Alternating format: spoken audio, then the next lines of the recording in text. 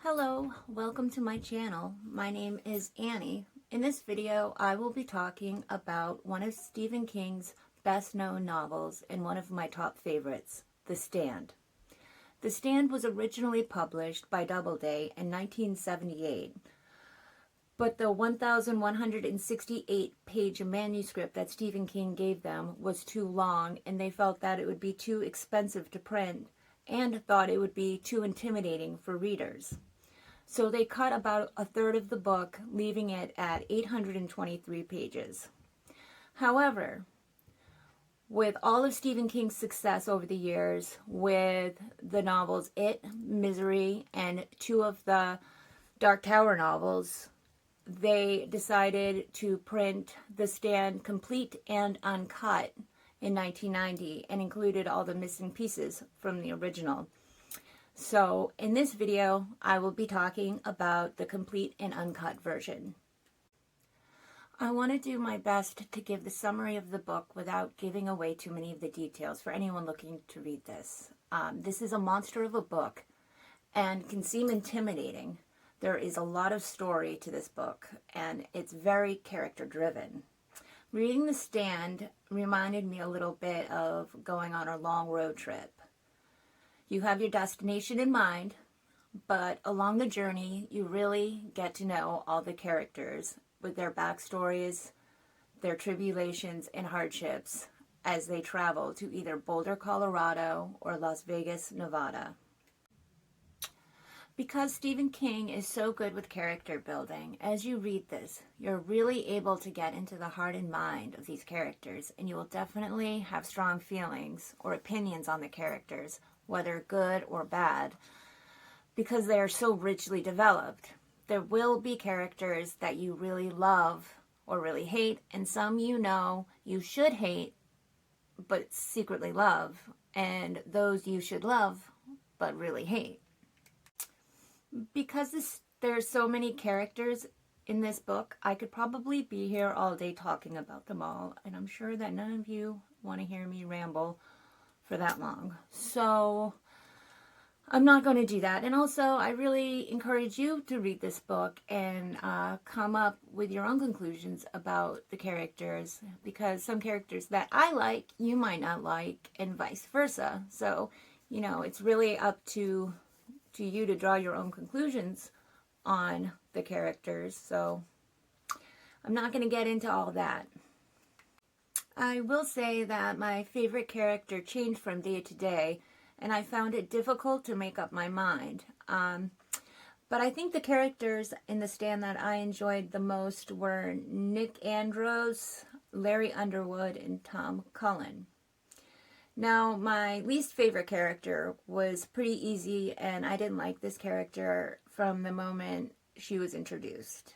And I know a lot of people will most likely disagree with me, and that's fine, because it's just my opinion, but the character that I liked the least, and it's kind of funny because you consider all of the seriously disturbed characters on Randall Flagg's side, the character I actually liked the least was Fran Goldsmith. I just thought she was so pretentious, and I really thought that she was treated with a much higher regard than she really deserved, and I didn't understand that. I thought she was kind of a bitch, to be honest with you, but that's just my opinion. When I began reading this, I was definitely intimidated by the size, and I'm kind of a slow reader, so I thought that it was going to take me forever to read this, and I was actually very surprised at how quickly it went by. The book is set up into 3 parts. Book 1 talks about the deadly flu virus that gets released into the United States from a military base in California, and it spreads to Arnett, a small town in East Texas, where it spreads across the country at a rapid rate, killing 99% of the population. The few survivors try to cope with the aftermath of losing everyone they know and with what looks like the end of the world. We are introduced to all of the main characters, and they all share the same dreams. One of which is of an old 108-year-old black woman named Abigail Fremantle, who has lived her entire life in a small house in a cornfield in Nebraska. She is a prophet of God, and everyone calls her Mother Abigail. She draws everybody by way of their dreams to her. The other dream is more dark in nature and is more like a nightmare. It is of a sinister being who either appears as a weasel, a crow, a wolf, or a man. He tries to get people to worship and follow him out west with promises of granting their deepest desires.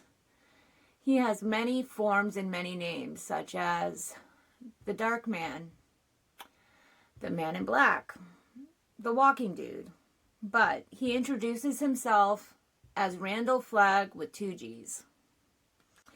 The second part of the book, called Book 2, talks about how the survivors have gathered in either Mother Abigail's group in Boulder, Colorado, or with Randall Flagg in Las Vegas. Both groups try to work hard to rebuild society and bring back a sense of normal to their lives. The group in Boulder even tried to create some sort of democracy by reinstating the United States Constitution and Bill of Rights. And they have town meetings where they have a council, and they have it set up so people can vote. They call this new community the Boulder Free Zone. So in Las Vegas, Randall Flagg runs his group with an iron fist. His followers fear him greatly, and he knows everything that goes on, even things done in private or in secret. And if anyone ever crosses him or breaks one of his rules, he uses them as an example. Not to break those rules, otherwise he will have you crucified and put out in public for everyone to see. So while both sides are busy trying to get everything up and running again, at the same time, both sides are getting ready for the upcoming battle on the horizon, where both sides face off and take their stand. In the last section of the book, Book 3, Mother Abigail sends 4 men, Stu Redman, Glenn Bateman, and his dog Kojak, who, by the way, is one of my favorite characters, Kojak the dog. Love him. Ralph Bretner and Larry Underwood on foot to Las Vegas to make their final stand against the one known as the Walking Dude, Randall Flagg. So I don't want to spill the beans and spoil the outcome, but this section in a nutshell is where we finally get to see the characters take their final stand, and we see how much these characters have really changed and grown since the beginning of the novel. It also tells a little bit about what happens after the confrontation in Las Vegas and how these characters forge on and begin their new lives in the new world that they built and fought so hard for. I thought The Stand was a phenomenal book, and I'm sure it's one that I will go back to time and time again. I'm sure this won't be my first time reading it, and I loved it. I loved it. And, you know, please don't let the size intimidate you, because it's a kind of book, I think people get intimidated by the size, and a lot of people say that the middle section is too long and it drags. And I think the reason is because you're looking, this is just my opinion, but I think you're just looking for the outcome because you know there's going to be the stand. But if you just slow down and take your time and just enjoy it for what it is, then I definitely think that you might enjoy it more. But that's, you know, just how I felt about it. But I loved it, and I would find myself losing track of time. I was so surprised at how I thought that it was going to take me months to get through it, because like I said before, I'm kind of a slow reader. I'm not a speed reader at all. So I thought it was going to take me months, and you know, I think it took me 2 weeks maybe, which I think is pretty good for me. But it's so easy to get lost and lose time as you're reading these books, because you get so sucked into this world that Stephen King has created, and I think that's why we all love him. But I would definitely recommend this book, especially anyone who is a Stephen King fan. It's great. So, real quick, I'm just gonna bring up there was a miniseries just put out of The Stand. I think it's on CBS or Amazon. And of course, there's a miniseries from 1994, but they redid it. And I'm not gonna babble on about it. It is what it is. But casting Nadine Cross, Amber Heard as Nadine Cross, aside from the way she's treated Johnny Depp and that whole debacle, think about the character Nadine Cross and how she is described, and tell me how you get Amber Heard.